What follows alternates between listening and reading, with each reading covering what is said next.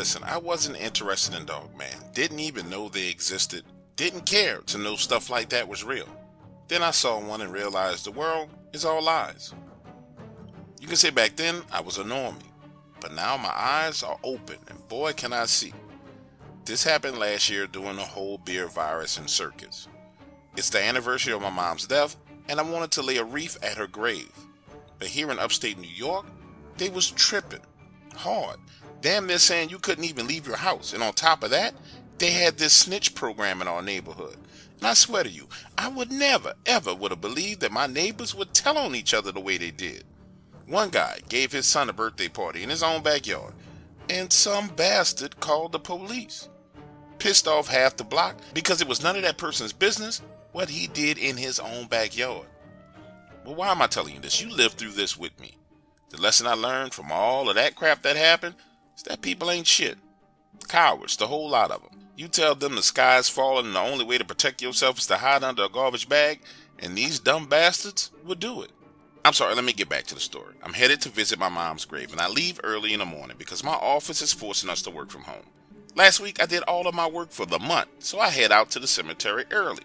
When I get there, the gate is locked, which didn't make no sense because the place should have been open. But upon further inspection, there's a sign saying due to the bear virus, the hours have changed. Now that really pissed me off, so I jumped the gate and went to lay the wreath on my mother's grave. I was sitting there talking to my mom, saying, I'm so glad you are not here to deal with all this bullshit. And I'm telling her everything that's going on when I get the feeling I'm being watched. But it's a cemetery, so I just brush it off. Now I'm laying on the grass next to her grave, just talking my heart out. And I start to hear something moving about 40 yards away from me in the woods. Understand, the backside of the cemetery leads to a river, so I'm thinking it's just wild game, right?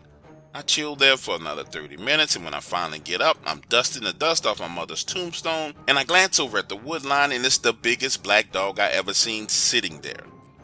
Literally, a super muscular Doberman pinscher. Way bigger than a dog is supposed to be. I'm 5 foot 10 inches, and sitting down, this dog is as tall as me. It's looking and watching me. It scares me so much, I say, Jesus, you're a big boy. Well, I'm leaving now, just came to visit my mother. And I slowly back away.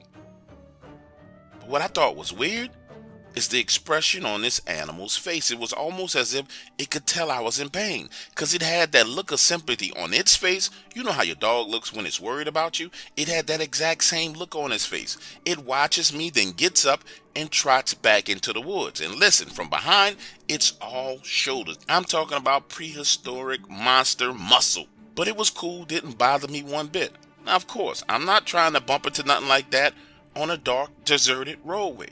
Hell, I'd rather not bump into that ever again. But every time I listen to one of these Dogman encounters, people are acting like these things are raving lunatics.